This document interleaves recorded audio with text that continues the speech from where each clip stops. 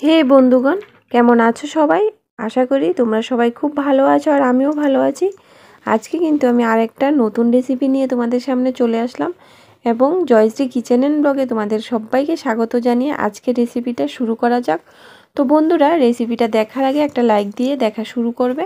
তো চলো বলে দিই আজকের রেসিপিটা কি। আজকের রেসিপিটা হলো সিমের একটা দারুণ রেসিপি। তো যেটা শিম দিয়ে রান্নাটা হবে, শিম আর আলু দিয়ে। আর এই যে দেখতেই পাচ্ছ, আমি শিম আর আলুগুলোকে সুন্দরভাবে কেটে নিয়েছি, দেখতে পাচ্ছ। তো শিমগুলো একটু বড় বড় করে কেটেছি আর আলুগুলোও দেখো একটু বড় বড় করে কেটেছি। তো কেটে ভালোভাবে ধুয়ে নিয়েছি। তো আজকের রেসিপিটা আশা করি তোমাদের ভালো লাগবে।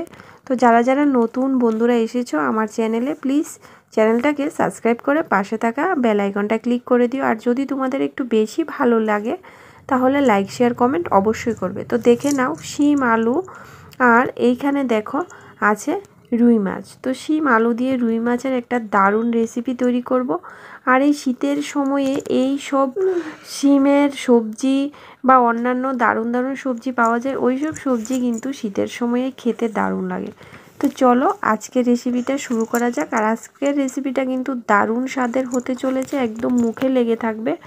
তো তোমরা সবাই একবার হলেও খেয়ে দেখবে শিম আলু দিয়ে রুই মাছের দারুণ একটা রেসিপি। তো দেখো বন্ধুরা, এই যে দেখো এখানে আমি আলুগুলা সেদ্ধ বসিয়ে দিয়েছি। তো এখানে আলুগুলা সেদ্ধ হতে হতে আমি এইখানে শিমগুলা একটু ভেজে নিচ্ছি। তো দেখো কড়ার মধ্যে তেল দিয়ে আমি শিমগুলা দিয়ে দিলাম। আর শিমগুলা একটু বড় বড় করেই কেটেছি, তোমরা চাইলে ছোট করেও কাটতে পারো বা বড় করেও কাটতে পারো। তো আমি একটা শিমকে মাঝখান দিয়ে দু টুকরো করে কেটেছি। তো কড়ার মধ্যে একটু তেল দিয়ে একটু নুন হলুদ দিয়ে শিমগুলাকে ভালোভাবে আমি ভেজে নিচ্ছি। আর এখানে দেখো আমি পেঁয়াজ কুচি করে রেখেছি। তো এখান থেকে অর্ধেক পেঁয়াজ আমি বেটে নেব আর অর্ধেকটা সম্বাসের জন্য রেখে দেব। তারপর দেখো এখানে নুন হলুদ, তারপর শুকনো লঙ্কার গুঁড়ো, তারপর গোটা জিরা নিয়েছি, ধনিয়া গুঁড়ো নিয়েছি আর কিছু কাঁচা লঙ্কা। তো এখান থেকে আমি যা যা উপকরণ আছে সবগুলো আমি পেস্ট করে নিচ্ছি।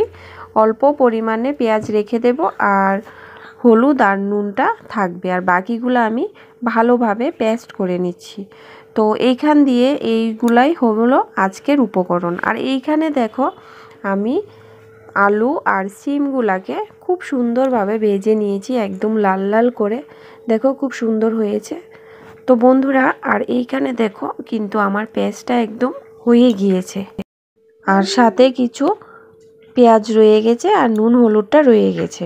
তো চলো এবার আমি সবজিটা তৈরি করে নিচ্ছি। আর এখানে দেখো আমি কড়াটা বসিয়ে দিয়েছি। তো কড়ার মধ্যে আমি অনেকটা তেল দিয়ে দিলাম, অল্প পরিমাণে তেলটা দিয়েছি যেহেতু আমরা তেলটা একটু কমই খেয়ে থাকি। তো তার জন্য তেলটা সবসময় একটু কমই ইউজ করে থাকি।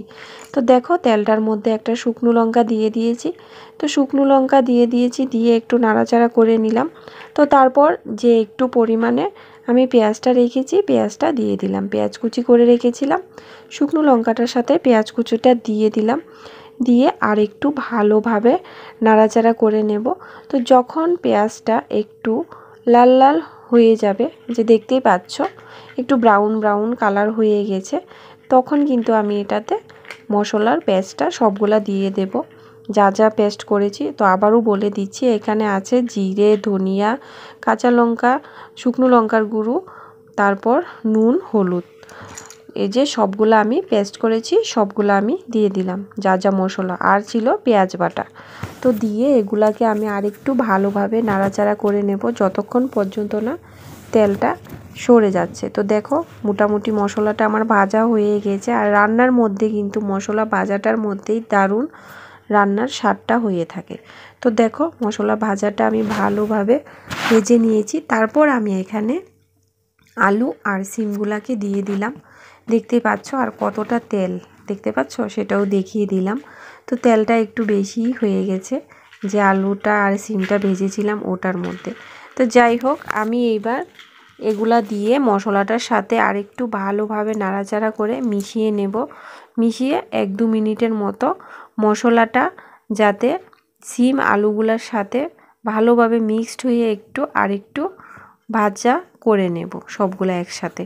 তো ওটা কিন্তু এই সবজিটাতে এই ভাজাটা কিন্তু প্রয়োজন, কারণ মশলার সাথে আলু পেঁয়াজগুলোও ভালোভাবে মিক্সড হয়ে যাবে। তো দেখো বন্ধুরা, আমার 1-2 মিনিটের মতো এই ভাজাটা হয়ে গেছে।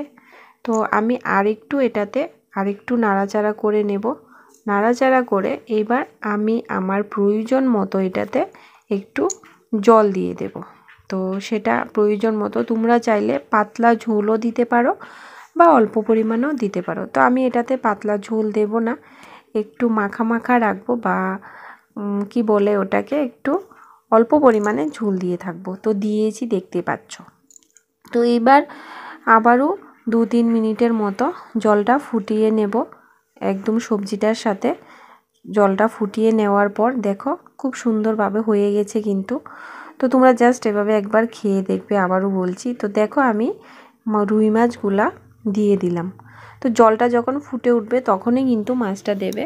তো রুই মাছগুলা দিয়ে দিলাম, দিয়ে আর একটু নাড়াচাড়া করে নেব। তো দেখো বন্ধুরা, কালারটা কিন্তু দারুণ এসেছে। তো আজকের রেসিপিটা তোমাদের কীরকম লাগছে বা লেগেছে প্লিজ আমাকে কিন্তু কমেন্টে জানাতে একদম ভুলবে না। তো বন্ধুগণ দেখো আমার সবজিটা অলমোস্ট হয়েই গিয়েছে। তো এইবার আমি সবজিটাকে নামিয়ে নেব, কিন্তু নামানোর আগে আমি এটাতে ধনেপাতা অ্যাড করে দেব। তো এখন তো বাজারে যে ধনেপাতাগুলি পাওয়া যায়, তোমরা চাইলে এটা দিতে পারো। তো আমি এই ধনেপাতাটা দেব না, আমি এই ধনেপাতাটা দেব যেটা আমার বাড়ি থেকে তুলে নিয়েছি। বাড়িতে 2টো গাছ ছিল, সেই গাছটা থেকে। তো এই ধনেপাতাটা দিলে সবজির স্বাদটা আরেকটু বেড়ে যায়। তো দেখো এই ধনেপাতাটা আমি কুচি করে নিয়েছি। তো কুচি করে এই সবজিটার উপর দিয়ে দিলাম, দেখতেই পাচ্ছ। আর দারুণ কিন্তু একটা সেন্ট এসেছে। তো এইবার আমি এটাকে আরেকটু নাড়াচাড়া করে ধনেপাতাটা সবজিটার সাথে মিক্সড করে আমি এটাকে নামিয়ে নিচ্ছি। আর তোমাদের দেখি কি কারুর জিভে জল আসছে কি না সেটা জানি না, সেটা কিন্তু কমেন্টে জানাবে। তো দেখো বন্ধুরা, জাস্ট ওয়াও হয়েছে, দেখতেই পাচ্ছ। আমার কিন্তু দেখেই মনে হচ্ছে আমি একটু গরম গরম ভাত এই দুপুরবেলা খেয়ে নিই। তো এই শীতের সময়ে দুপুরবেলা শিমের এই সবজিটা খেতে কিন্তু অসাধারণ লাগে, জাস্ট অসাধারণ, জাস্ট ওয়াও লাগে। তো তোমরা সবাইকে বলছি একবার হলেও খেয়ে দেখবে। আর নতুন বন্ধুরা যারা যারা আমার চ্যানেলে এসেছো, প্লিজ চ্যানেলটাকে সাবস্ক্রাইব করে পাশে থাকা বেল আইকনটা ক্লিক করে দিও, কারণ আমি যখন কিছু নতুন ভিডিও আপলোড করব তোমাদের সাথে বা তোমাদের কাছে যাতে নোটিফিকেশনটা চলে যায়। তো আজকের রেসিপিটা অতটুক। তোমাদের যাদের যাদের আজকের রেসিপিটা ভালো লেগেছে, তো বন্ধুরা প্লিজ লাইক শেয়ার কমেন্ট অবশ্যই করবে। তো আজকের রেসিপিটা আমি এখানেই শেষ করলাম। আবারও নতুন নতুন রেসিপি বা ব্লগ দেখার জন্য আমার চ্যানেলের সঙ্গে জুড়ে থাকবে সবাই। তো সবাইকে এতক্ষণ ধরে ভিডিওটা দেখার জন্য অনেক অনেক ভালোবাসা। সবাই ভালো থেকো, সুস্থ থেকো, এভাবেই আমার পাশে থেকো। এবং আজকের রেসিপিটা এখানেই শেষ করছি। সবাইকে টাটা, সবাই ভালো থেকো।